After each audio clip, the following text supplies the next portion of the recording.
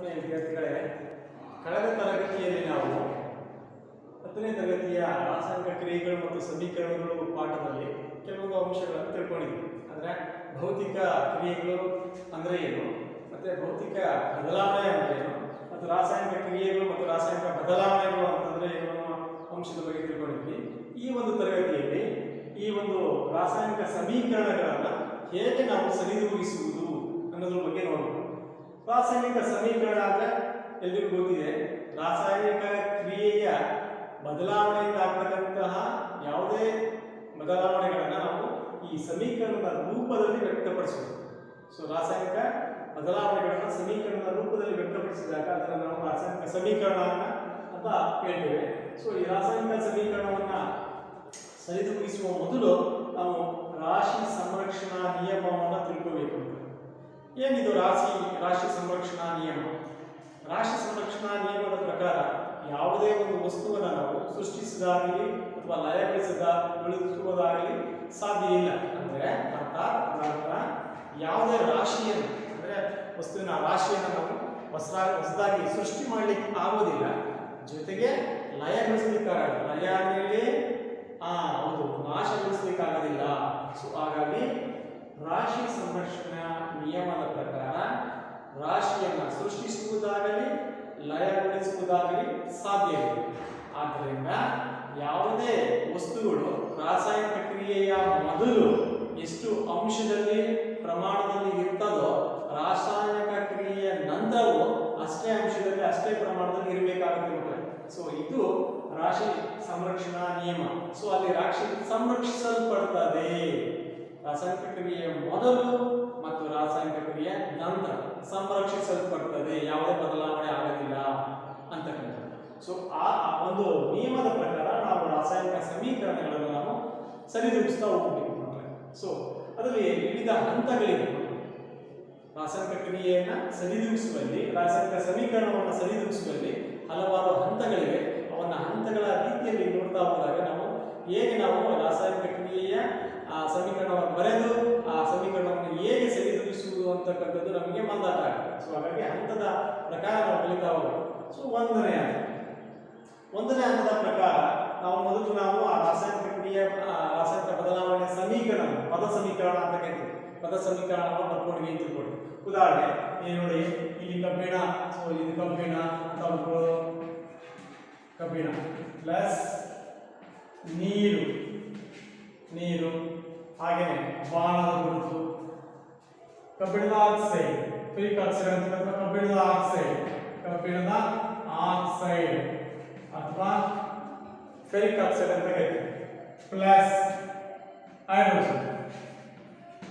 So ಈಗ ಇದನ್ನ ನಾವು ಮೇಲ್ಬಂದಿದ್ದೀನಲ್ಲ, ಇದನ್ನ ನಾವು ಪದ ಸಮೀಕರಣ ಅಂತ ಕರಿತೀವಿ. ಕಬ್ಬಿಣ ಪ್ಲಸ್ ನೀರು, ಬಾಣದ ಗುರುತು, ಕಬ್ಬಿಣದ ಆಕ್ಸೈಡ್ ಪ್ಲಸ್ ಹೈಡ್ರೋಜನ್. ಅಂದ್ರೆ ಅರ್ಥ, ಕಬ್ಬಿಣ ನೀರಿನ ಜೊತೆ ಬೆರೆತು ಕಬ್ಬಿಣದ ಆಕ್ಸೈಡ್ ಅನ್ನ ಮತ್ತೆ ಹೈಡ್ರೋಜನ್ ಅನ್ನ ಬಿಡುಗಡೆ ಮಾಡಿದೆ ಈ ಒಂದು ರಾಸಾಯನಿಕ ಕ್ರಿಯೆಗೆ ಅಂತ ಹೇಳ್ಬೋದು. ಅದನ್ನು ನಾವು ಪದ ಸಮೀಕರಣ ಅಂತ ಕರಿತೀವಿ. ಅದನ್ನ ನಾವು ಸಂಕೇತ ಮತ್ತು ಸೂತ್ರದ ರೂಪದಲ್ಲಿ ಬರೆದಾಗ Fe plus H2O gives rise to ಬಾಣದ ಗುರುತು Fe3O4 ಪ್ಲಸ್ H2 ಅಂತ ಆಗುತ್ತೆ. ಸೊ ಈಗ ಈ ಒಂದು ರಾಸಾಯನಿಕ ಸಮೀಕರಣ ಬರದಾದ್ಮೇಲೆ ಈ ರಾಸಾಯನಿಕ ಸಮೀಕರಣ ಒಂದನೇ ಹಂತದಲ್ಲಿ ನಾವು ಸರಿದೂಗಿಸುವಾಗ ಏನ್ ಮಾಡಬೇಕು ಅಂದ್ರೆ ಪ್ರತಿ ಸಂಕೇತ ಮತ್ತು ಸೂತ್ರದ ಸುತ್ತ ಆವರಣವನ್ನ ಹಾಕಬೇಕು. ಅನಂತರ ಆವರಣದ ಒಳಗಡೆ ಏನನ್ನೂ ಬದಲಾಯಿಸಬಾರದು.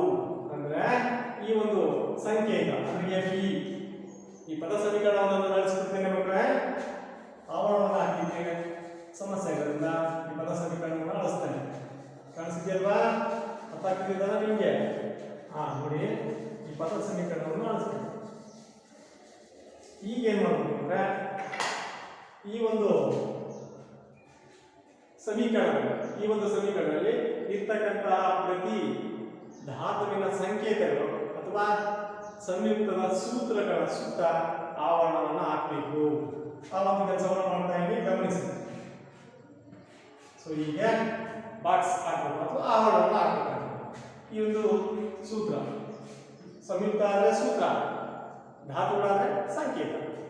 ಸೊ ಇದು ಸಹ ಸಂಯುಕ್ತ ಆಗಿರೋದ್ರಿಂದ ಸೊ ಅದು ಸುತ್ತ ಬಾಕ್ಸ್ ಹಾಕಿದ್ವಿ, ಆವರಣವನ್ನು ಹಾಕಿದ್ವಿ, ಹಾಗೆಲ್ಲ ಆಡಿದ್ವಿ.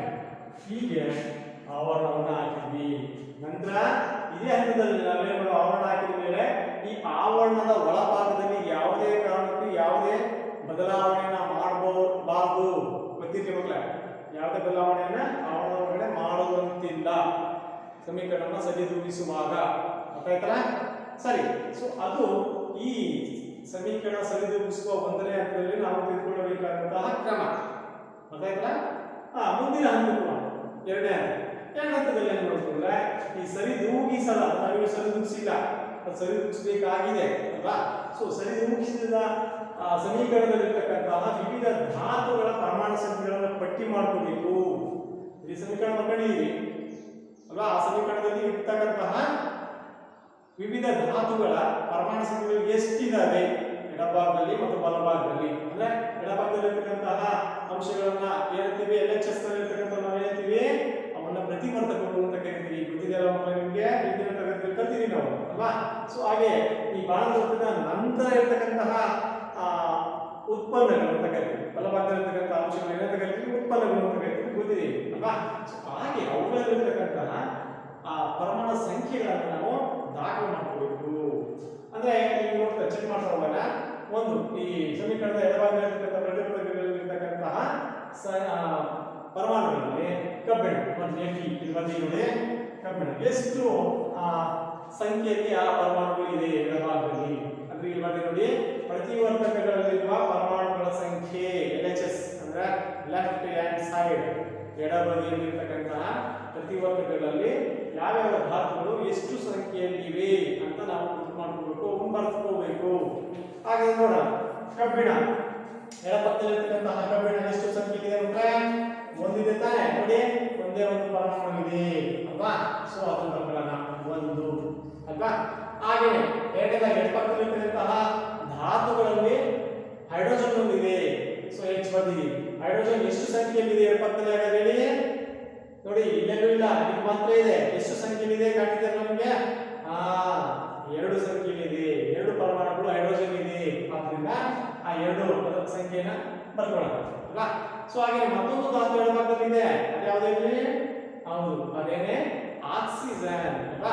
ಸೊ ಆಕ್ಸಿಜನ್ ಎಷ್ಟು ಸಂಖ್ಯೆಯಲ್ಲಿದೆ ಹಾಗಾದ್ರೆ ನೋಡಿ, ಇಲ್ಲಿ ಒಂದೇ ಇದೆ ಕಾಣ್ತಿದೆಯಲ್ವಾ? ಸೊ 1 ಇದೆ.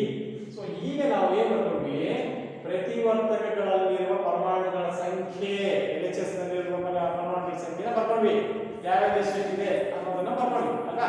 ನಂತರ ಅದೇ ತರ ಉತ್ಪನ್ನಗಳಲ್ಲಿ ಎಷ್ಟು ಪರಮಾಣುಗಳಿದ್ದಾವೆ ಅಂತ ನೋಡೋಣ. ಉತ್ಪನ್ನಗಳಲ್ಲಿ ಅದೇ ಪರಮಾಣುಗಳು ಎಷ್ಟು ಸಂಖ್ಯೆಯಲ್ಲಿದ್ದಾವೆ ಅಂತಕ್ಕಂಥದ್ದನ್ನು ನೋಡ್ತಾ ಹೋದ್ರೆ ನೋಡಿ, Fe3 ಅಂತ ಇದೆ. ಅಂದ್ರೆ ಕಬ್ಬಿಣದ ಪರಮಾಣುಗಳ ಸಂಖ್ಯೆ ಬಲಭಾಗದಲ್ಲಿ ಎಷ್ಟಾಯ್ತು ಮಕ್ಕಳೇ? ಎಷ್ಟಿದೆ? 3 ಇದೆ ಅಲ್ವಾ? ಹಾಗೆ ನಂತರ H ಬರ್ತಿದ್ದೀವಿ. ಸೊ H ನೇ ಹುಡುಕೋಣ, H ಎಷ್ಟಿದೆ ಬಲಭಾಗದಲ್ಲಿ ಅಲ್ವಾ? ಸೊ ಹೈಡ್ರೋಜನ್ ಪರಮಾಣುಗಳ ಸಂಖ್ಯೆ ಎಷ್ಟಿದೆ ನೋಡಿ, H2 ಅಂತ ಇದೆ ಹೌದಲ್ವಾ? ಸೊ ಹಾಗಾಗಿ ಆ 2 ಹಾಕ್ತೀನಿ ಅಲ್ವಾ? 2 ಇದೆ. ನಂತರ ಉಳಿದಿರ್ತಕ್ಕಂತಹ ಪರಮಾಣುಗಳಲ್ಲಿ ಮತ್ತೊಂದಿದೆ ಮಕ್ಕಳೇ, ಯಾವುದದು? ಆಕ್ಸಿಜನ್. ನೋಡಿ ಆಕ್ಸಿಜನ್ ಸಂಖ್ಯೆ ಎಷ್ಟಿದೆ ಇಲ್ಲಿ ಬಲಪಕ್ಕದಲ್ಲಿ, ಈ ಸಮೀಕರಣದಲ್ಲಿ ಎಷ್ಟಿದೆ? ವೆರಿ ಗುಡ್, ಹೌದು, 4 ಇದೆ. ಈಗ ನೋಡಿ, ಎಡ ಮತ್ತು ಬಲಪಕ್ಕದಲ್ಲಿ ಇರ್ತಕ್ಕಂತಹ ಆ ಪರಮಾಣುಗಳ ಸಂಖ್ಯೆ ಸರಿ ಇದೆಯಾ ಇಲ್ವಾ ಅಂತ ನಾವು ಚೆಕ್ ಮಾಡಿದ್ರೆ, ಪರೀಕ್ಷಿಸಿದ್ರೆ ಯಾವುದು ಸಮಸ್ಯೆ ಇದೆ ಅನ್ನೋದು ಗೊತ್ತಾಗುತ್ತೆ ಮಕ್ಕಳೇ ಅಲ್ವಾ? ಸೊ ಅದನ್ನ ನಾವು ಬ್ಯಾಲೆನ್ಸ್ ಮಾಡ್ತಾ ಹೋಗ್ಬೇಕು, ಸರಿದೂಗಿಸ್ತಾ ಹೋಗ್ಬೇಕು. ಮುಂದಿನ ನೋಡೋಣ, Fe ಎಡಪಕ್ಕದಲ್ಲಿ 1 ಇದೆ, ಆದ್ರೆ ಬಲಪಕ್ಕದಲ್ಲಿ ಎಷ್ಟಿದೆ? 3 ಇದೆ. ಸಮಸ್ಯೆ ಇದೆ ಅಲ್ವಾ? H ಅಂದ್ರೆ ಹೈಡ್ರೋಜನ್ ಎಡಪಕ್ಕದಲ್ಲಿ ಎಷ್ಟಿದೆ? 2 ಇದೆ, ಬಲಪಕ್ಕದಲ್ಲಿ 2 ಇದೆ. ಅಂದ್ರೆ ಸದ್ಯಕ್ಕೆ ಅದು ಸರಿದೂಗಿಸಿದೆ, ಅದು ಸಮಸ್ಯೆ ಇಲ್ಲ ಸದ್ಯಕ್ಕೆ. ನೆಕ್ಸ್ಟ್ ನೋಡಿ, ಆಮ್ಲಜನಕ ಎಷ್ಟಿದೆ? ಎಡಪಕ್ಕದಲ್ಲಿ 1 ಇದೆ ಆಕ್ಸಿಜನ್ ಅಲ್ವಾ? ಬಲಪಕ್ಕದಲ್ಲಿ ನೋಡಿ 4 ಪರಮಾಣುಗಳಿದೆ ಮಕ್ಕಳೇ. ಹಾಗಾಗಿ ಸಮಸ್ಯೆ ಇರ್ತಕ್ಕಂಥದ್ದು ಯಾವ್ಯಾವುದು? Fe ಅಂದ್ರೆ ಕಬ್ಬಿಣ ಮತ್ತು ಆಕ್ಸಿಜನ್, ಅದು ಐಡೆಂಟಿಫೈ ಮಾಡ್ಕೊಂಡು ತಿಳ್ಕೊಂಡ್ವಿ ಅಲ್ವಾ?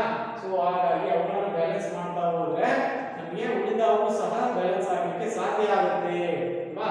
ಹೀಗೆ ನಾವು ಸಮೀಕರಣವನ್ನು ಸರಿದೂಗಿಸುವ ಮುಂದಿನ ಹಂತದಲ್ಲಿ ನಾವು ಏನು ಪರಿಗಣನೆಗೆ ತಗೋಬೇಕು ಮಾಡಬೇಕು? ಸಾಮಾನ್ಯವಾಗಿ ಏನನ್ನ ಪರಿಗಣಿಸಬೇಕು ಅಂತಂದ್ರೆ ಗರಿಷ್ಠ ಸಂಖ್ಯೆಯ ಪ್ರಮಾಣಗಳನ್ನು ಹೊಂದಿರತಕ್ಕಂತಹ ಸಂಯುಕ್ತ ವರ್ಗದಿಂದ ನಾವು ಸರಿದೂಗಿಸುವುದನ್ನು ಪ್ರಾರಂಭಿಸಬೇಕು. ಯಾವುದು ದೊಡ್ಡ ಸಂಖ್ಯೆ ಗರಿಷ್ಠ ಸಂಖ್ಯೆಯನ್ನು ಹೊಂದಿರುತ್ತೋ ಆ ಸಂಯುಕ್ತದಿಂದಲೇ ಸಾಮಾನ್ಯವಾಗಿ ನಾವು ಆ ಸಮೀಕರಣವನ್ನು ಸರಿದೂಗಿಸಲಿಕ್ಕೆ ಪ್ರಾರಂಭಿಸಬೇಕು ಮಕ್ಕಳೇ. ಇದು ನಮಗೆ ಕ್ಲೂ ಇದ್ದಂತೆ ಆಯ್ತಾ, ಒಂದು ಸೂಚ್ಯವಾಗಿ ಒಂದು ಸಂಕೇತ ಇದ್ದಂತೆ.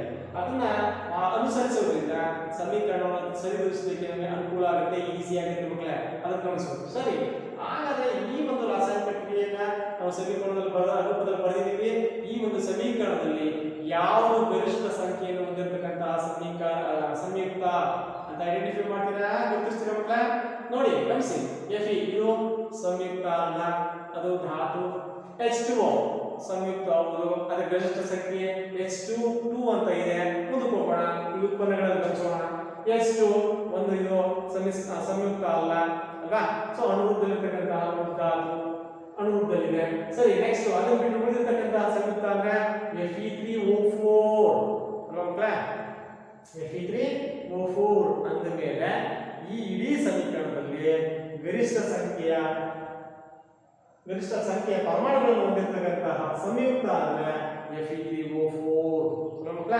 ನೋಡಿ Fe3 3 ಪರಮಾಣುಗಳನ್ನು ಹೊಂದಿದೆ, O 4 ಪರಮಾಣುಗಳನ್ನು ಹೊಂದಿದೆ. ಒಟ್ಟಾರೆ ಗರಿಷ್ಠ ಸಂಖ್ಯೆಯ ಪರಮಾಣುಗಳನ್ನು ಹೊಂದಿರತಕ್ಕಂತಹ ಸಂಯುಕ್ತ ಅಂದ್ರೆ Fe2O4 ಅಲ್ವಾ?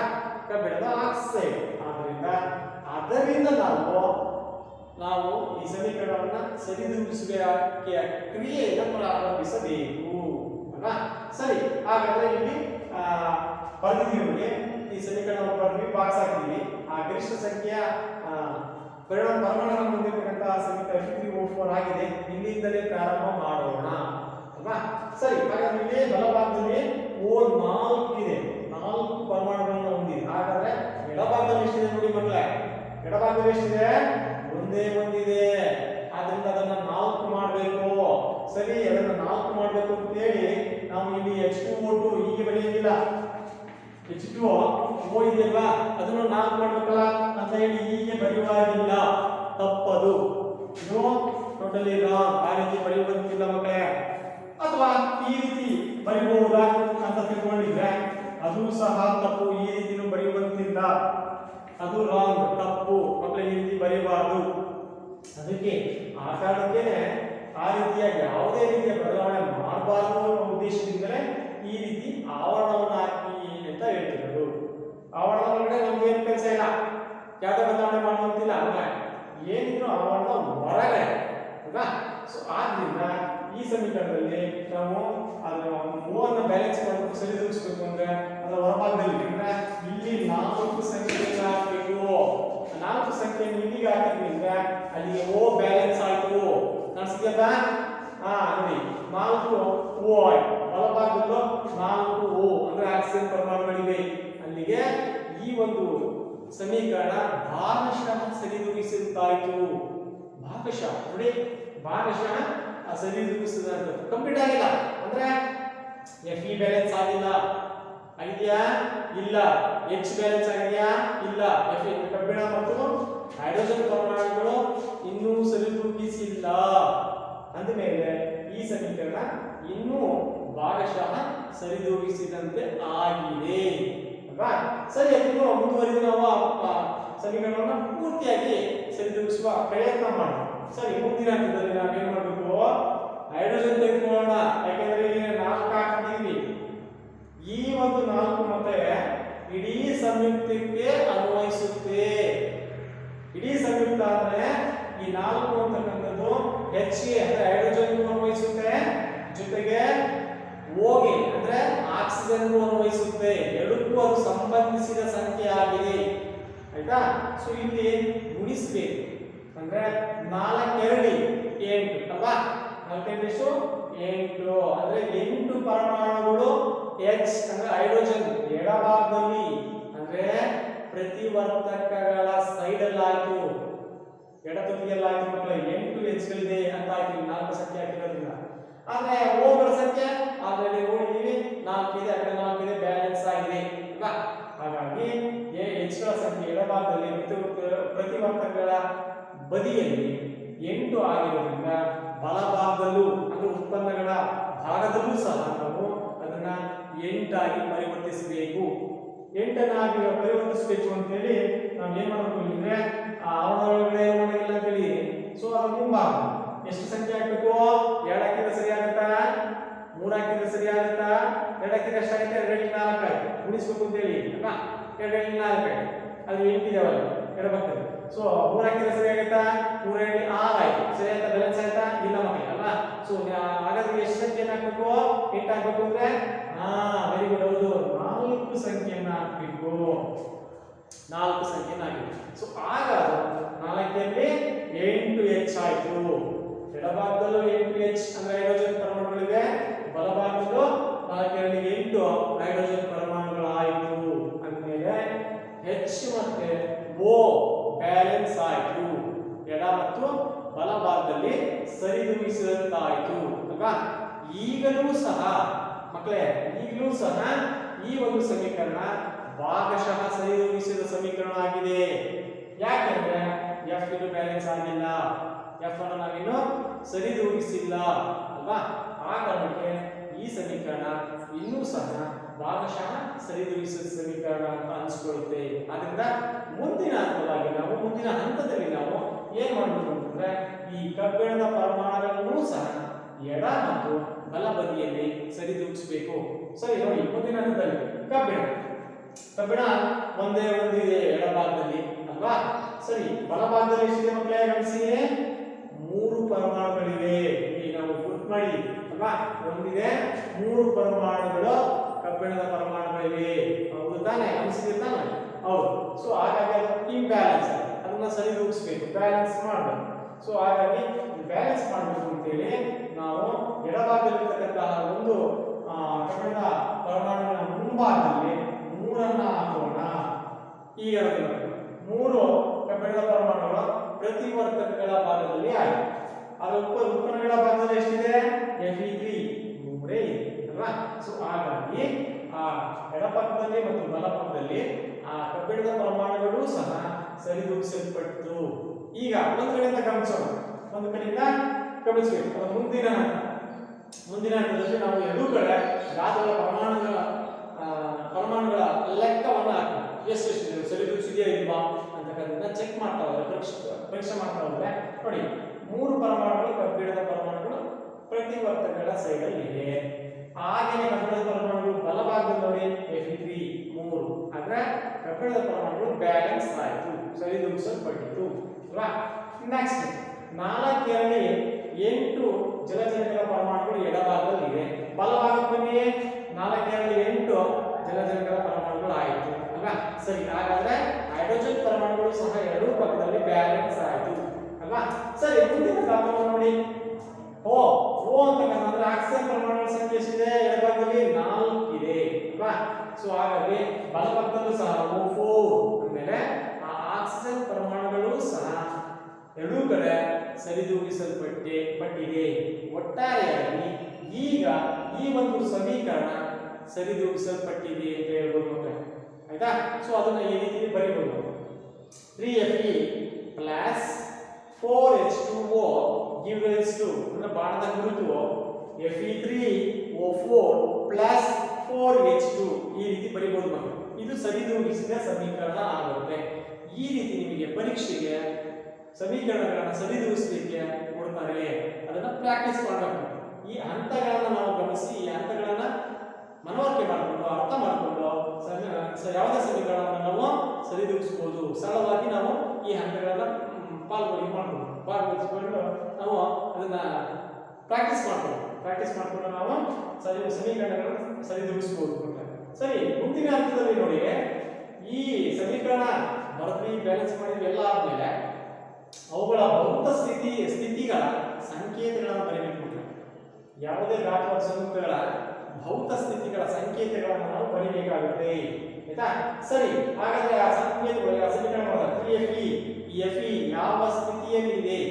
ಘನ ಸ್ಥಿತಿನ, ದ್ರವ ಸ್ಥಿತಿನ, ಅನಿಲ ಸ್ಥಿತಿನ ಅಂತ ನೋಡಿದ್ರೆ ಅದು ಘನ ಸ್ಥಿತಿಯಲ್ಲಿದೆ. ಅದನ್ನ ನಾವು S ಅಂತ ಬರೀತೀವಿ. ಅಂದ್ರೆ S ಅಂದ್ರೆ ಸಾಲಿಡ್, ಅಂದ್ರೆ ಘನ ಸ್ಥಿತಿ ಇರತಕ್ಕಂತಹ ಒಂದು ವಸ್ತು ಕಬ್ಬಿಣ ಆಗಿದೆ. ಸರಿ, ಹಾಗಾದ್ರೆ ನೀರು ಇಲ್ಲಿ ಯಾವ ಸ್ಥಿತಿಯಲ್ಲಿ ಇರಬಹುದು? ಯಾವ ಸ್ಥಿತಿಯಲ್ಲಿ ಇರಬಹುದು ಅಂದ್ರೆ ನಾವು ಕಬ್ಬಿಣದ ಮೇಲೆ ಕಾದ ಕಬ್ಬಿಣದ ಮೇಲೆ ಹಬೆಯನ್ನ ಹಾಯಿಸ್ತೀವಿ. ಹಬೆ, ಆವಿ ಅಂದ್ರೆ ನೀರಾವಿ. ಅಂದ್ಮೇಲೆ ಆ ನೀರಾವಿ ಅಥವಾ ಹಬೆ ಯಾವ ಸ್ಥಿತಿ? ಯಾವ ಸ್ಥಿತಿ? ಘನ, ದ್ರವಣ, ಅನಿಲ. Very good. ಆ ಆವಿ ಅಂತಕ್ಕಂಥದ್ದು ನೀರಿನ ಒಂದು ಸ್ಥಿತಿಗಳಲ್ಲಿ ಒಂದು ಆಗಿರ್ತಕ್ಕಂತಹ ಅನಿಲ ಸ್ಥಿತಿಯಾಗಿದೆ. ಅಂದ್ರೆ ನಾವೇನಂತ ಬರಬೇಕು? ಗ್ಯಾಸ್ ಅಂತ ಕರಿತೀವಿ ಅನಿಲ ಸ್ಥಿತಿ ಅಲ್ವಾ? ಸೊ ಅಂದ್ರೆ ನಾವು ಸಂಕೇತ ಏನು ಬರಬೇಕು? ಜಿ ಅಂತ ಬರೀಬೇಕು ಅಲ್ವಾ? ಸರಿ, ಅದು ಏನನ್ನ ಸೂಚಿಸುತ್ತೆ? ನೀರು ಯಾವ ಸ್ಥಿತಿಯಲ್ಲಿದೆ ಅಂತಕ್ಕಂಥ ಸೂಚಿಸುತ್ತೆ. ಗ್ಯಾಸಿಯಸ್ ಮ್ಯಾಟರ್, ಅದು ಅನಿಲ ಸ್ಥಿತಿಯಲ್ಲಿದೆ. ಸರಿ, ಬಾಣದ ಗೊತ್ತಾಗಿದೆ. ನಂತರ Fe3O4 ಇದು ಯಾವ ಸ್ಥಿತಿಯಲ್ಲಿರ್ತಕ್ಕಂತಹ ಒಂದು ಸಂಯುಕ್ತ ಆಗಿದೆ ಅಂತ ನೋಡಿದ್ರೆ Fe3O4 ಇದು ಸಹ ಘನ ಸ್ಥಿತಿಯಲ್ಲಿರ್ತಕ್ಕಂಥ ಒಂದು ಅಂಶ ಅಥವಾ ವಸ್ತುವಾಗಿದೆ. ಅದರಿಂದ ಇದಕ್ಕೆ ಯಾವ್ದಾಗಬೇಕು? ಸಂಕೇತವಾಗಿ ಎಸ್ ಅಂತ ಬರೀಬೇಕು ಅಲ್ವಾ? ಬರ್ಕೊಂಡ್ರ Fe3O4 ಎಸ್ ಅಂದ್ರೆ ಅದರ ಭೌತ ಸ್ಥಿತಿಯನ್ನ ಗುರುತು ಮಾಡಿ. ನಂತರ H2 ಅಂದ್ರೆ ಹೈಡ್ರೋಜನ್. ಸೊ ಇದು ಗೇಷಿಯಸ್ ಮ್ಯಾಟರ್ ಅಂತ ಗೊತ್ತಿದೆ ನಮಗೆ, ಅದರ ಸ್ಥಿತಿ ಗೊತ್ತಿದೆ ಅಲ್ವಾ? ಸೊ ಅಂದ್ಮೇಲೆ ಅನಿಲ ಸ್ಥಿತಿ. ಆಮೇಲೆ ಯಾವ ಸಂಕೇತ ಬರೀಬೇಕು? ಅದಕ್ಕೆ ಜಿ ಅಂತ ಬರೀಬೇಕು. ಈಗ ಕಂಪ್ಲೀಟ್ ಆಗಿ ಅಂದ್ರೆ ಪೂರ್ಣವಾಗಿ ನಾವು ಆ ಸಮೀಕರಣವನ್ನ ಸರಿದೂಗಿಸಿದ ಸಮೀಕರಣವನ್ನ ಅಂದ್ರೆ ಆ ಭೌತ ಸ್ಥಿತಿಗಳ ಸಮೇತ ವ್ಯಕ್ತಪಡಿಸಿದಂತಾಯ್ತು ಮಕ್ಕಳು. ಆಯ್ತಾ? ಈ ರೀತಿ ನಾವು ಯಾವುದೇ ರಾಸಾಯನಿಕ ಬದಲಾವಣೆಗಳನ್ನ ರಾಸಾಯನಿಕ ಕ್ರಿಯೆಯ ರೂಪದಲ್ಲಿ ಅಂದ್ರೆ ರಾಸಾಯನಿಕ ಸಮೀಕರಣಗಳ ರೂಪದಲ್ಲಿ ವ್ಯಕ್ತಪಡಿಸತಕ್ಕಂಥದ್ದು. ಆ ರಾಸಾಯನಿಕ ಸಮೀಕರಣಗಳನ್ನ ಈ ರೀತಿ ನಾವು ವ್ಯಕ್ತಪಡಿಸಿ ಜೊತೆಗೆ ಅವುಗಳ ಭೌತ ಸ್ಥಿತಿಗಳನ್ನ ಬರೆಯುವುದನ್ನ ಈ ಒಂದು ತರಗತಿಯಲ್ಲಿ ಕಲ್ತ್ಕೊಂಡಿದ್ವಿ ಅಲ್ವಾ? ಸೊ ಮುಂದಿನ ಭಾಗವಾಗಿ ನಾವು ರಾಸಾಯನಿಕ ಕ್ರಿಯೆಗಳ ವಿಧಗಳ ಬಗ್ಗೆ ತಿಳ್ಕೊಳ್ಳೋಣ.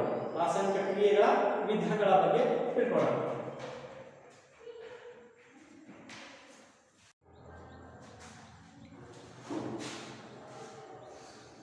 ಮಕ್ಕಳ, ಈಗ ನಾವು ರಾಸಾಯನಿಕ ಕ್ರಿಯೆಗಳನ್ನ ಸಮೀಕರಣಗಳನ್ನು ಬರೆದ್ವಿ. ಆ ರಾಸಾಯನಿಕ ಸಮೀಕರಣಗಳನ್ನು ಹೇಗೆ ಸರಿದೂಗಿಸುವುದು ಅನ್ನೋದನ್ನು ನೋಡ್ಕೊಂಡ್ವಿ ಅಲ್ವಾ? ಮುಂದಿನ ಹಂತದಲ್ಲಿ ನಾವು ಈ ರಾಸಾಯನಿಕ ಫಲಿತಾಂಶವಾಗಿ ರಾಸಾಯನಿಕ ಕ್ರಿಯೆಗಳ ವಿಧಗಳ ಬಗ್ಗೆ ತಿಳ್ಕೊಳ್ಳೋಣ. ರಾಸಾಯನಿಕ ಕ್ರಿಯೆ ಅಂದ್ರೆ ಏನು ಗೊತ್ತಾಗಿದೆ. ಸೊ ಅವುಗಳನ್ನ ಸಮೀಕರಣದ ರೂಪದಲ್ಲಿ ಬರೆಯೋದು ಹೇಗೆ ಅಂತ ಗೊತ್ತಾಗಿದೆ. ಆ ಬರೆದಂತಹ ಸಮೀಕರಣಗಳನ್ನು ಸರಿದೂಗಿಸುವುದು ಹೇಗೆ ಅಂತ ಗೊತ್ತಾಗಿದೆ. ಮುಂದಿನ ಹಂತದಲ್ಲಿ ಈ ರಾಸಾಯನಿಕ ಕ್ರಿಯೆಗಳಲ್ಲಿ ಎಷ್ಟು ವಿಧಗಳಿವೆ, ಯಾವ್ಯಾವ ಆ ರಾಸಾಯನಿಕ ಕ್ರಿಯೆಗಳ ವಿಧಗಳು ಯಾವುವು ಒಂದೊಂದನ್ನು ಸಹ ನಾವು ವಿವರವಾಗಿ ತಿಳ್ಕೊಳ್ತಾ ಹೋಗೋಣ ಅಲ್ವಾ?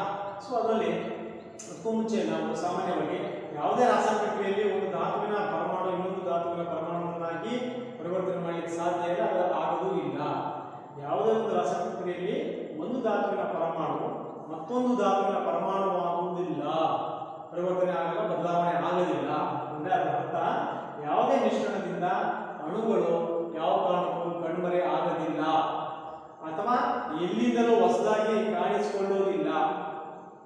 ಯಾವುದೇ ಅಣು ಯಾವ ಒಂದು ಸಂಯುಕ್ತದಿಂದ ರಾಸಾಯನಿಕ ಕ್ರಿಯೆ ಜರುಗಿದಾಗ ಕಣ್ಮರೆ ಆಗಲ್ಲ, ಹೊಸದಿಂದಲೂ ಜಾಯಿನ್ ಆಗಲ್ಲ ಅಲ್ವಾ? ಅಂದ್ರೆ ಒಂದು ಧಾತುವಿನ ಈ ಹಿಂದೆ 9ನೇ ತರಗತಿಯಲ್ಲಿ ನಾವು ತಿಳ್ಕೊಂಡಿದ್ದೀವಿ, ಸಾಕಷ್ಟು 9ನೇ ತರಗತಿಯಲ್ಲಿ ತಿಳ್ಕೊಂಡಿದ್ದೀವಿ. ಅಂದ್ರೆ ಹೊಸದಾಗಿ ಯಾವುದು ಸಹ ಕ್ರಿಯೆ ಆಗಲ್ಲ ಅಂದ್ರೆ ಅದೇ ರಾಶಿ ಸಂರಕ್ಷಣಾ ನಿಯಮ ಇದೆಯಲ್ಲ, ಅಂದ್ರೆ ಅದೇ ವಸ್ತು ನಿತ್ಯತೆಯ ನಿಯಮ ಆಗಿದೆ. ಹೊಸದಾಗಿ ವಸ್ತುವನ್ನು ನಾವು ಸೃಷ್ಟಿ ಮಾಡಲಿಕ್ಕಾಗಲ್ಲ, ಲಯಗೊಳಿಸಲಿಕ್ಕೆ. ರಾಶಿಯನ್ನು ನಾವು ಸೃಷ್ಟಿ ಮಾಡಲಿಕ್ಕಾಗಲ್ಲ, ಲಯಗೊಳಿಸಲಿಕ್ಕಾಗಲ್ಲ. ಅದರ ಅಂಶವೇ ಇದು. ಅಂದ್ರೆ ರಾಸಾಯನಿಕ ಕ್ರಿಯೆಯಲ್ಲಿ ಪರಮಾಣು ಒಂದು ರೀತಿಯ ಪರಮಾಣು ಇನ್ನೊಂದು ರೀತಿಯ ಪರಮಾಣು ಆಗಲಿಕ್ಕೆ ಸಾಧ್ಯನೇ ಇಲ್ಲ, ಬದಲಾವಣೆ ಆಗಲ್ಲ. ಸೊ ಏನಾಗುತ್ತೆ ಅಂತ ರಾಸಾಯನಿಕ ಕ್ರಿಯೆ ಜರುಗುವುದು ಅಂದ್ರೆ ಏನು? ಅಲ್ಲಿ ಯಾವುದೇ ಸಂಯುಕ್ತ ಅಥವಾ ಧಾತುಗಳು ಅಥವಾ ಸಂಯುಕ್ತಗಳು ಡಿವೈಡ್ ಆಗ್ತವೆ, ಹೊಡಿತವೆ. ಯಾವ ಕಾರಣದಿಂದ? ಹೀಟ್ ಕೊಡೋದ್ರಿಂದ ಅಲ್ವಾ?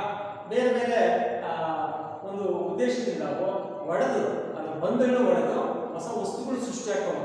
ಸೊ ಅಂತಹ ರಾಸಾಯನಿಕ ಕ್ರಿಯೆಗಳಲ್ಲಿ ಒಂದೊಂದಾಗಿ ನೋಡ್ತಾ ಹೋಗೋದು ನಾವು.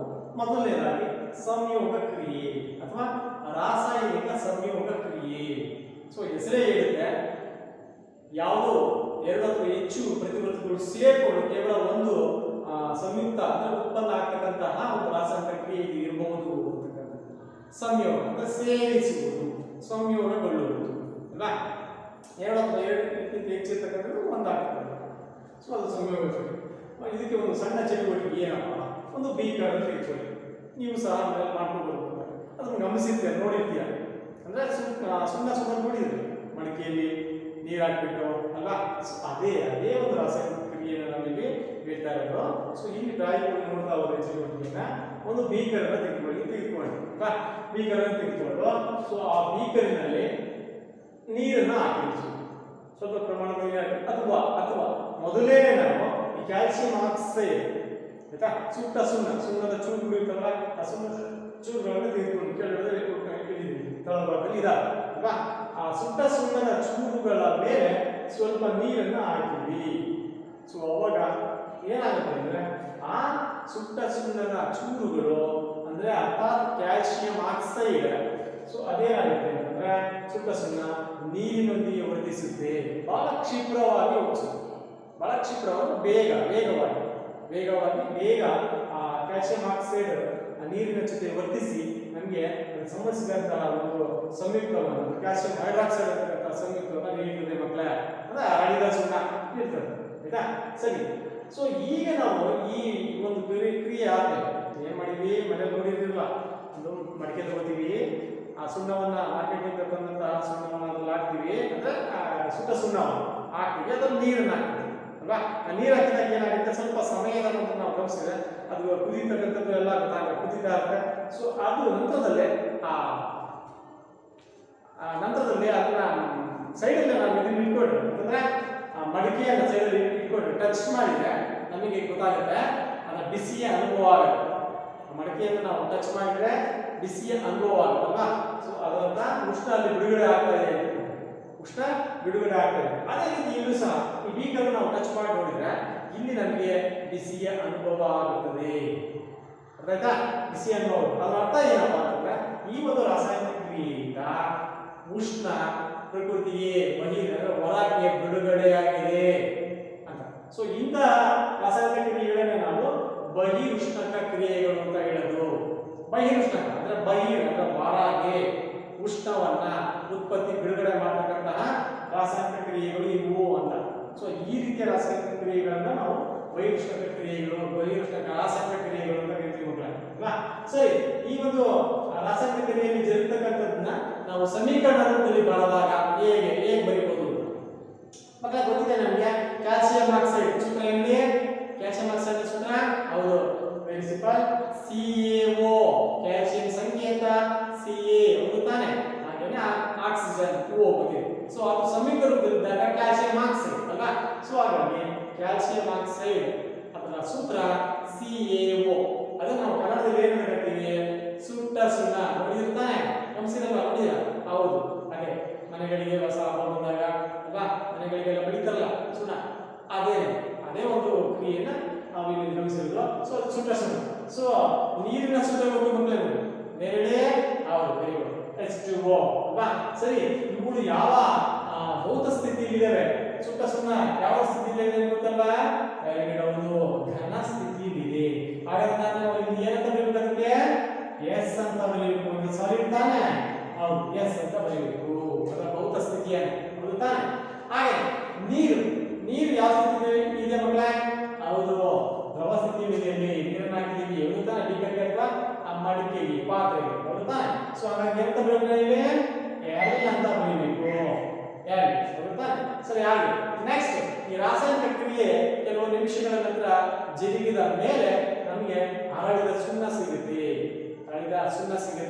ಅದನ್ನ ನಾವು ಮನೆ ಗೋಡೆ ಬರೀಲಿಕ್ಕೋ ಅಲ್ವಾ, ಎಲ್ಲಡಿಕೆಗೆ ಫಸ್ಟ್ ತಗೋತಾರೆ. ಮೊದಲು ಸ್ವಲ್ಪ ಮೇಲ್ಭಾಗದ ಕೆನೆ ಸುಣ್ಣ ಅಂತೀವಿ ಅಲ್ವಾ, ಅದ್ರ ಮೇಲ್ಭಾಗದ ಸುಣ್ಣವನ್ನ ನೀಟಾಗಿ ಸ್ವಲ್ಪ ತಗೊಂಡು ಇಟ್ಕೊಳ್ತಾರೆ. ಏನಕ್ಕೆ, ಎಲೆ ಅಡಿಕೆ ಹಾಕೊಳ್ಳಿಕ್ಕೆ, ಅದು ತಾನೆ.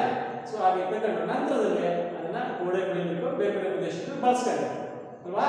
ಸೊ ಅದು ಹಾಗಾದ್ರೆ ಕ್ಯಾಲ್ಸಿಯಂ ಹೈಡ್ರಾಕ್ಸೈಡ್ ಸೂತ್ರ ಏನಿದೆ, CaOH ಟ್ವೈಸ್. ಇದನ್ನು ಉಚ್ಚಾರಣೆ ಮಾಡತಕ್ಕಂತಹ ರೂಪ ಹೇಗೆ, ಯಾವ ರೀತಿ ನಾವು ಉಚ್ಚರಿಸಬೇಕು ಅಂತಂದ್ರೆ ಕ್ಯಾಲ್ಸಿಯಂ ಹೈಡ್ರಾಕ್ಸೈಡ್ ಅನ್ನ CaOH ಟ್ವೈಸ್ ಈ ರೀತಿನೇ ಉಚ್ಚಾರಣೆ ಮಾಡಬೇಕು, ಹೇಳಬೇಕು ಅಲ್ವಾ.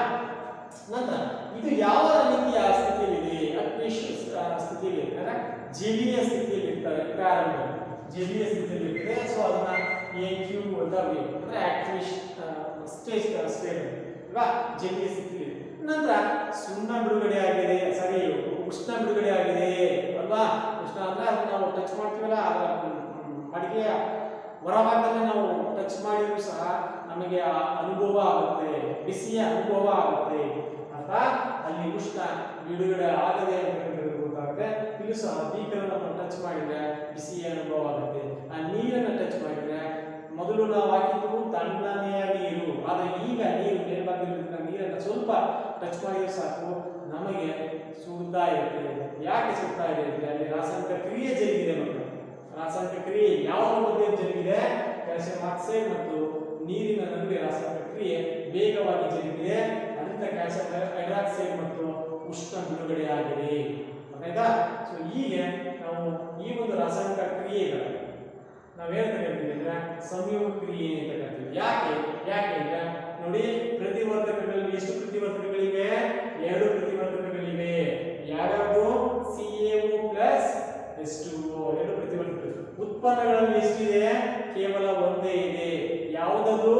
CaOH ಟ್ವೈಸ್ ಮತ್ತು ಪ್ಲಸ್ ಉಷ್ಣಾಂಶ ಇದು ಉಷ್ಣ ಉತ್ಪನ್ನ ಅಲ್ಲ ಸರ್, ಉತ್ಪನ್ನ ಹೌದು, ಆದರೆ ಇಲ್ಲ ಕನ್ಸಿಡರ್ ಮಾಡಂಗಿಲ್ಲ ಅಲ್ವಾ. ಸೊ ಅದು ನಮಗೆ ಅನುಭವಕ್ಕೆ ಬರುತ್ತೆ, ನಮ್ಮ ಅನುಭವ ವೇದ್ಯ ಅದು.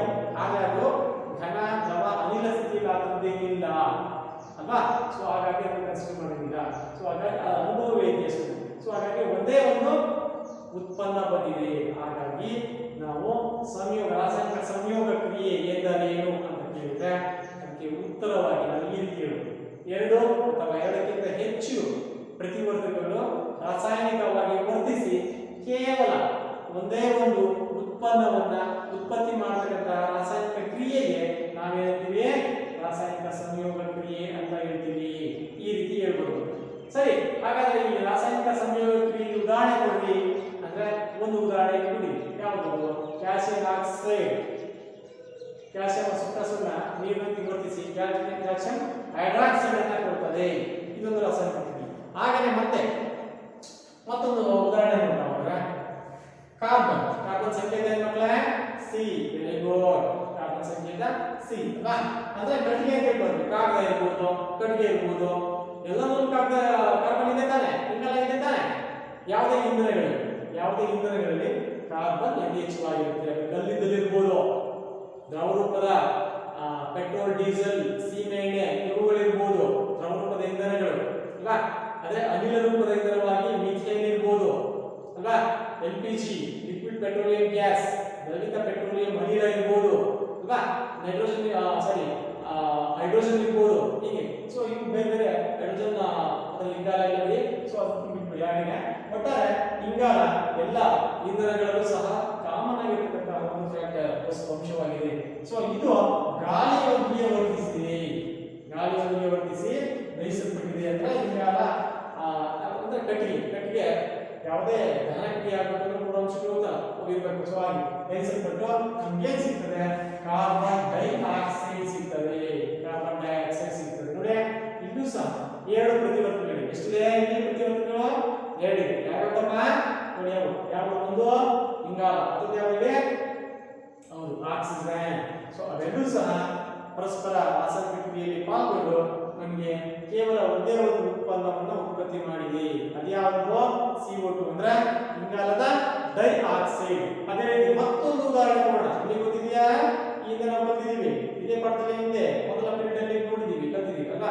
ಸೊ ಅದು ಉದಾಹರಣೆ. ಹೌದು, ಹೇಳಿ. ಅದು ಅಂದ್ರೆ ಮೆಗ್ನೀಷಿಯಂ. ಮೆಗ್ನೀಷಿಯಂ ಸಂಕೇತ ಏನಪ್ಪ? ಹೌದು, ಮೆಗ್ನೀಷಿಯಂ ಸಂಕೇತ Mg. ಹೌದು, ಸರಿ.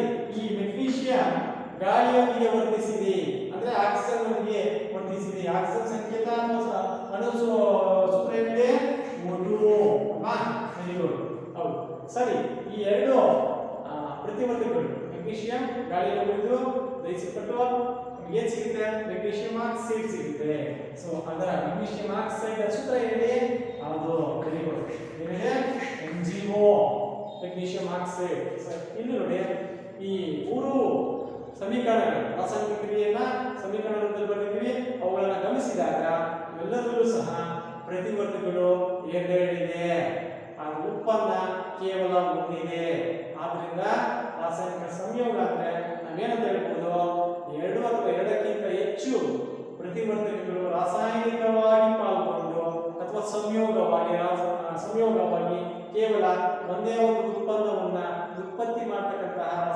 ಕ್ರಿಯೆಗೆ ನಾವೇಂತ ಕರಿಬಹುದು? ಏನ ಕರಿಬಹುದು? ಒಂದು ರಾಸಾಯನಿಕ ಸಂಯೋಗ ಕ್ರಿಯೆ ಅಂತ ಕರಿಬಹುದು. ಹೌದು ತಾನೆ? ಉದಾಹರಣೆಗಳು, ಅದಕ್ಕೆ ಉದಾಹರಣೆಗಳು ಇಲ್ಲಿ ಬರದ ಹಾಗೆ ಈ ಒಂದು ಸಮೀಕರಣದಲ್ಲೂ ಸಹ ನೀವುಗಳು ಅವುಗಳ ಭೌತ ಸ್ಥಿತಿಗಳನ್ನ ಬರ್ಕೋಬೇಕು ಮಕ್ಕಳೇ. ಅವುಗಳ ಭೌತ ಸ್ಥಿತಿಗಳನ್ನ ಬರ್ಕೋಬೇಕಾಗತ್ತೆ. ಅದು ಗಮನದಲ್ಲಿದೆ ಅಲ್ವಾ? ಸರಿ, ಹಾಗಾದ್ರೆ ಬರ್ಕೊತಿರ್ತಾನೆ. ಜೊತೆಗೆ ಅವುಗಳ ಸಮೀಕರಣವನ್ನು ಸರಿದೂಗಿಸುವ ಕೆಲಸವನ್ನು ತಾವು ಮಾಡಬೇಕಾಗತ್ತೆ, ಪ್ರಾಕ್ಟೀಸ್ ಮಾಡ್ಕೋಬೇಕಾಗತ್ತೆ. ಅದು ಸರಿ. ಮುಂದಕ್ಕೆ ನೋಡ್ತಾ ಹೋದಾಗ ಬಹಿರುಷ್ಣಕ ಕ್ರಿಯೆ, ಬಹಿರುಷ್ಣಕ ರಾಸಾಯನಿಕ ಕ್ರಿಯೆ ಅಂದ್ರೆ ಏನು? ಉಷ್ಣತೆಯನ್ನ ಹೊರ ಪ್ರಪಂಚಕ್ಕೆ ಬಿಟ್ಕೊಡ್ತಕ್ಕಂತಹ ಯಾವುದೇ ರಾಸಾಯನಿಕ ಕ್ರಿಯೆಯನ್ನು ನಾವು ಏನಂತೀವಿ? ಬಹಿರುಷ್ಣಕ ರಾಸಾಯನಿಕ ಕ್ರಿಯೆ ಅಂತ ಕರಿತೀವಿ. ಆಯ್ತಾ? ಅದಕ್ಕೆ ಉದಾಹರಣೆಯಾಗಿ ನೈಸರ್ಗಿಕ ಅನಿಲದ ದಹನ, ನೈಸರ್ಗಿಕ ಅನಿಲದ ದಹನ ಕ್ರಿಯೆ ಒಂದು ರೀತಿಯ ಬಹಿರುಷ್ಣಕ ರಾಸಾಯನಿಕ ಕ್ರಿಯೆ ಅಂತ ಹೇಳ್ತೀವಿ. ಸೊ ಹಾಗಾದ್ರೆ ಮೀಥೇನ್ ಒಂದು ನೈಸರ್ಗಿಕವಾದಂತಹ ಅನಿಲ, ಅದರಲ್ಲಿರ್ತಕ್ಕಂಥ ಪ್ರಧಾನ ಘಟಕ, ನೈಸರ್ಗಿಕ ಅನಿಲದಲ್ಲಿ ಇರ್ತಕ್ಕಂತಹ ಪ್ರಧಾನ ಘಟಕ ಯಾವುದೇ? ಮಿಥೇನ್ ಅಲ್ವಾ? ಆ ಮಿಥೇನ್ ಗಾಳಿಯಲ್ಲಿ ದಹಿಸಲ್ಪಟ್ಟಿದೆ, ಆಕ್ಸಿಜನ್ ನಲ್ಲಿ ದಹಿಸಲ್ಪಟ್ಟಿದೆ. ದಹಿಸಲ್ಪಟ್ಟು ನಮ್ಗೆ ಏನ್ ಸಿಗ್ತದೆ ಅಂತಂದ್ರೆ ಕಾರ್ಬನ್ ಡೈಆಕ್ಸೈಡ್ ಸಿಗುತ್ತೆ, ಜೊತೆಗೆ ಹಿಂಗ ನೀರಾವಿ ಸಿಗ್ತದೆ, ಬಿಸಿಯಾದಂತಹ ನೀರಾವಿ ಸಿಗ್ತದೆ. ಆಯ್ತಾ? ಜೊತೆಗೆ ಶಾಖ ಸಿಗುತ್ತೆ, ಪ್ಲಸ್ ಶಾಖ ಶಕ್ತಿ ಅಲ್ವಾ? ಶಾಖ ರೂಪದ ಶಕ್ತಿ, ಹೌದು ತಾನೆ? ಅದನ್ನು ನಾವು ಗಮನಿಸಬಹುದು. ಸೊ ಹೀಗೆ ಇವು ನೈಸರ್ಗಿಕ ಅನಿಲದ ದಹನ ಕ್ರಿಯೆ ಸಹ ಒಂದು ರೀತಿಯ ಬಹಿರುಷ್ಣಕ ಕ್ರಿಯೆಯಾಗಿದೆ ಮಕ್ಕಳೇ. ಆಯ್ತಾ? ಹಾಗೆಯೇ ನಮ್ಮ ಉಸಿರಾಟ, ನಾವು ಉಸಿರಾಟ ಕ್ರಿಯೆ ನಡೆಸ್ತೀವಲ್ಲಪ್ಪ, ಅದು ಸಹ ಒಂದು ರೀತಿಯ ಬಹಿರುಷ್ಣಕ ಕ್ರಿಯೆ ಉದಾಹರಣೆ ಆಗುತ್ತೆ ಅಲ್ವಾ? ಸೊ ನಾವು ಉಸಿರಾಟ ನಾವು ಉಸಿರಾಟ ಹೇಗೆ ಅಂತಂದ್ರೆ ನಾವು ತಿಂತಕ್ಕಂಥ ಆಹಾರ, ನಮಗೆ ಶಕ್ತಿ ಬೇಕಲ್ಲ, ಯಾವುದೇ ಕೆಲಸ ಕಾರ್ಯಗಳನ್ನು ಮಾಡಲಿಕ್ಕೆ ಶಕ್ತಿ ಬೇಕು. ಸೊ ನಮಗೆ ಶಕ್ತಿ ಎಲ್ಲಿಂದ ಸಿಗುತ್ತೆ? ನಾವು ತಿಂತಕ್ಕಂಥ ಆಹಾರ ಸಿಗುತ್ತೆ. ಡೈರೆಕ್ಟ್ ಸಿಗುತ್ತಾ? ಹೇಗೆ ಏನಾಗುತ್ತದೆ ಅಂದ್ರೆ ನಾವು ತಿಂತಕ್ಕಂಥ ಆಹಾರ ಒಳಗೆ ಜೀರ್ಣ ಕ್ರಿಯೆಗೆ ಒಳಪಟ್ಟು ಗ್ಲುಕೋಸ್ ರೂಪಕ್ಕೆ ಕನ್ವರ್ಟ್ ಆಗುತ್ತೆ. ಗ್ಲುಕೋಸ್ ರೂಪಕ್ಕೆ ಕನ್ವರ್ಟ್ ಆಗುತ್ತೆ. ಗ್ಲುಕೋಸ್. ಸರಿ, ಈ ಗ್ಲುಕೋಸ್ನ ಸೂತ್ರ ಏನಾಗುತ್ತೆ?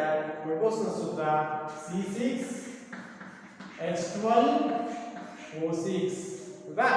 C6H12O6 ಅಂತಕ್ಕಂಥದ್ದು ಗ್ಲುಕೋಸ್ನ ಸೂತ್ರವಾಗಿದೆ. ಹೌದಾ? ಈ ಗ್ಲುಕೋಸ್ ನಮ್ಮ ದೇಹದಲ್ಲಿ ನಾವು ಉಸಿರಾಟಕ್ಕೆ ತೆಗೆದುಕೊಂಡಂತಹ ಆಕ್ಸಿಜನ್ ಜೊತೆಗೆ ದಹಿಸಲ್ಪಡುತ್ತೆ. ಎಲ್ಲಿ? ಜೀವಕೋಶಗಳಲ್ಲಿ. ಜೀವಕೋಶದಲ್ಲಿ ಯಾವ ಭಾಗದಲ್ಲಿ? ಮೈಟೋಕಾಂಡ್ರಿಯಾದಲ್ಲಿ. ಜೀವಕೋಶದ ಒಂದು ಕಣದ ಅಂಗವಾಗಿರ್ತಕ್ಕಂತಹ ಮೈಟೋಕಾಂಡ್ರಿಯಾದಲ್ಲಿ ಈ ಗ್ಲುಕೋಸ್ ಆಕ್ಸಿಜನ್ ಜೊತೆ ದಹಿಸಲ್ಪಡುತ್ತೆ. ನಮ್ಗೆ ಏನ್ ಸಿಗ್ತದೆ ಅಂತಂದ್ರೆ ಕಾರ್ಬನ್ ಡೈಆಕ್ಸೈಡ್ ಉತ್ಪತ್ತಿ ಆಗುತ್ತೆ ಆ ರಾಸಾಯನಿಕ ಕ್ರಿಯೆಯಲ್ಲಿ, ಜೊತೆಗೆ ಸ್ವಲ್ಪ ಭಾಗ ನೀರಿನ ಅಂಶ ಉತ್ಪತ್ತಿ ಆಗುತ್ತೆ, ಜೊತೆಗೆ ಮುಖ್ಯವಾಗಿ ಶಕ್ತಿ ಯಾವ ರೂಪದಲ್ಲಿ? ಶಕ್ತಿ ಬಿಡುಗಡೆ ಆಗುತ್ತೆ, ಶಾಖ ರೂಪದಲ್ಲಿ ಶಕ್ತಿ ಬಿಡುಗಡೆ ಆಗುತ್ತೆ. ಆಯ್ತಾ? ಸೊ ಹಾಗಾಗಿ ಇದು ಸಹ ಒಂದು ರೀತಿಯ ಈ ಒಂದು ಕ್ರಿಯೆಗೆ ನಾವು ವಿಶೇಷ ಕ್ರಿಯೆಗೆ ನಾವು ಹೇಳ್ತೀವಿ ಉಸಿರಾಟ ಕ್ರಿಯೆ ಅಂತ ಹೇಳ್ತೀವಿ. ಸೊ ಹಾಗಾಗಿ ಈ ಒಂದು ಉಸಿರಾಟ ಕ್ರಿಯೆಯೂ ಸಹ ಒಂದು ರೀತಿಯ ಬಹಿರುಷ್ಣಕ ರಾಸಾಯನಿಕ ಕ್ರಿಯೆಯಾಗಿದೆ. ಅದಕ್ಕೆ ನೋಡಿ ಮಕ್ಕಳೇ, ನಾವು ಉಸಿರನ್ನ ಆಮ್ಲಜನಕ ಒಳಗೆ ತೆಗೆದುಕೊಂಡಾಗ ತಣ್ಣನೆಯ ಗಾಳಿ ಒಳಗೆ ಹೋಗುತ್ತೆ, ಗೊತ್ತಾನೆ? ಒಳಗಿನಿಂದ ಹೊರಗೆ ಬಿಡುಗಡೆ ಆಗತಕ್ಕಂತಹ CO2 ಇದೆಯಲ್ಲ, ಆ CO2 ಬಿಸಿ ಉಸಿರು ಬಿಸಿಯಾಗಿರ್ತದೆ ಅಲ್ವಾ? ಸೊ ಬಿಸಿಯಾಗಿರ್ತದೆ. ಸೊ ಹಾಗೆ ಅದು ದೇಹಕ್ಕೆ ನಮ್ಮ ದೇಹದ ಒಳಗಡೆ ಇರ್ತಕ್ಕಂಥ ಉಷ್ಣವನ್ನು ಹೊರ ಹಾಕ್ತಕ್ಕಂಥದ್ದು ಅಲ್ವಾ? ಹಾಗೆ ಒಟ್ಟಾರೆಯಾಗಿ ಇದು ಸಹ ಒಂದು ರೀತಿಯ ಬಹಿರುಷ್ಣಕ ರಾಸಾಯನಿಕ ಕ್ರಿಯೆಯಾಗಿದೆ ಮಕ್ಕಳೇ. ಆಯ್ತಾ? ಹಾಗೇನೆ ಮತ್ತೊಂದು ಈ ಬಹಿರುಷ್ಣಕ ರಾಸಾಯನಿಕ ಕ್ರಿಯೆಗೆ ಮತ್ತೊಂದು ಬಹಳ ಮುಖ್ಯವಾದಂತಹ ಉದಾಹರಣೆ ಕೊಡಬೇಕು ಅಂತ ಹೇಳಿದ್ರೆ, ಸೊ ಇದು ಸಸ್ಯಜನ್ಯ ದ್ರವ್ಯಗಳಿಂದ ಕಾಂಪೋಸ್ಟ್ ಉತ್ಪಾದನೆ. ಕಾಂಪೋಸ್ಟ್ ಅಂದ್ರೆ ಗೊತ್ತಿದೆ ಮಕ್ಕಳೇ ನಿಮಗೆ? ಸಸ್ಯಜನ್ಯ ದ್ರವ್ಯಗಳಿಂದ ಉದಾಹರಣೆ ಏನು ಮಾಡ್ತೀವಿ? ಮನೆಗಳಲ್ಲಿ ನಾವು ದನಕರುಗಳನ್ನು, ಜಾನುವಾರುಗಳನ್ನು ಸಾಕೊಂಡಿದ್ರೆ ಅಲ್ವಾ, ಆ ಜಾನುವಾರುಗಳಿಂದ ಉತ್ಪತ್ತಿಯಾದಂತಹ ತ್ಯಾಜ್ಯ ವಸ್ತುಗಳು ಅಂದ್ರೆ ಗಂಜಲ ಇರ್ಬೋದು, ಸಗಣಿ ಇರ್ಬೋದು, ನಾವು ಮೇವು ಹಾಕಿರ್ತೀವಿ, ಆ ಮೇವುಗಳನ್ನ ಎಲ್ಲವೂ ತಿಂದವ, ಪೂರ್ತಿ ತಿಂದಿರಲ್ಲ, ಉಳಿಕೆ ಇರ್ತವೆ. ಸೊ ಆ ಸಸ್ಯಜನ್ಯ ವಸ್ತುಗಳು, ಆ ಉಳಿಕೆಗಳು, ಆ ತ್ಯಾಜ್ಯ ವಸ್ತುಗಳು, ಆ ತ್ಯಾಜ್ಯ ವಸ್ತುಗಳೆಲ್ಲ ನಾವೇನ್ ಮಾಡ್ತೀವಿ? ಒಂದು ನಿಗದಿತ ಸ್ಥಳ ಇರುತ್ತೆ, ಆ ಸ್ಥಳದಲ್ಲಿ ಡಂಪ್ ಮಾಡ್ತೀವಿ ಅಲ್ವಾ? ಸೊ ಅದನ್ನು ನಾವು ತಿಪ್ಪೆ ಅಂತ ಕರಿತೀವಿ. ಆ ನಿಗದಿತ ಸ್ಥಳದಲ್ಲಿ ಡಂಪ್ ಮಾಡ್ತೀವಿ. ಸೊ ನಂತರ ಸುಮಾರು ದಿನಗಳ ನಂತರ ಸುಮಾರು ತಿಂಗಳುಗಳ ನಂತರ ನಾವು ಆ ಗೊಬ್ಬರ ಹಾಕ್ತೀವಿ, ಅದೇ ಕಾಂಪೋಸ್ಟ್. ಅದನ್ನು ನಾವು ಗೊಬ್ಬರವನ್ನು ತೆಗೆದುಕೊಂಡು ಜಮೀನಿಗೆ ಹಾಕುವಾಗ ಅದನ್ನು ತುಂಬುತ್ತಾ ಹೋದಾಗ ಕೆಳಭಾಗದಲ್ಲಿ, ಮೇಲ್ಭಾಗದಕ್ಕಲ್ಲ, ಕೆಳಭಾಗದಲ್ಲಿ ನಾವು ತುಂಬುತ್ತಾ ಹೋದಾಗ ನಮಗೆ ಬಿಸಿಯ ಅನುಭವ ಆಗುತ್ತೆ. ನಮಗೆ ಬಿಸಿಯ ಅನುಭವ ಆಗುತ್ತೆ. ಯಾಕಾಗುತ್ತೆ ಅಂತಂದ್ರೆ ಅದಕ್ಕೆ ಕಾರಣ ಈ ರಾಸಾಯನಿಕ ಬಹಿರುಷ್ಣಕ ರಾಸಾಯನಿಕ ಕ್ರಿಯೆ. ಸಸ್ಯಜನ್ಯ ದ್ರವ್ಯಗಳಿಂದ ಕಾಂಪೋಸ್ಟ್ ಉತ್ಪಾದನೆ ಆಗ್ತಕ್ಕಂಥದ್ದು ಸಹ ಒಂದು ರೀತಿಯ ಬಹಿರುಷ್ಣಕ ರಾಸಾಯನಿಕ ಕ್ರಿಯೆಯಿಂದ. ಹಾಗಾಗಿ ಅಲ್ಲೂ ಸಹ ಉಷ್ಣ ವಾತಾವರಣಕ್ಕೆ ಬಿಡುಗಡೆ ಆಗುತ್ತೆ, ಉಷ್ಣ ಉತ್ಪತ್ತಿ ಆಗುತ್ತೆ. ಆದ್ದರಿಂದ ಅದನ್ನು ನಾವು ಏನಂತ ಕರೀಬಹುದು ಅಂದ್ರೆ ಬಹಿರುಷ್ಣಕ ರಾಸಾಯನಿಕ ಕ್ರಿಯೆಗೆ ಅದನ್ನು ಉದಾಹರಣೆಯಾಗಿ ಪರಿಗಣಿಸಬಹುದು. ಅರ್ಥ ಮಕ್ಕಳ? ಹಾಗಾದ್ರೆ ಅರ್ಥ ಆಯ್ತಲ್ಲ ಈ ಒಂದು ಸಂಯೋಗ, ರಾಸಾಯನಿಕ ಸಂಯೋಗ ಕ್ರಿಯೆ ಅಂದ್ರೆ ಏನು, ಆ ರಾಸಾಯನಿಕ ಸಂಯೋಗ ಕ್ರಿಯೆಗೆ ಉದಾಹರಣೆಗಳು ಯಾವುದು ಅಲ್ವಾ ಅನ್ನೋದು ಗೊತ್ತಾಯ್ತಾ? ಅರ್ಥ ಆಯ್ತಾ? ಓಕೆ, ಮುಂದಿನ ತರಗತಿಯಲ್ಲಿ ನಾವು ವಿಭಜನಾ ಕ್ರಿಯೆಯನ್ನ ನೋಡೋಣ.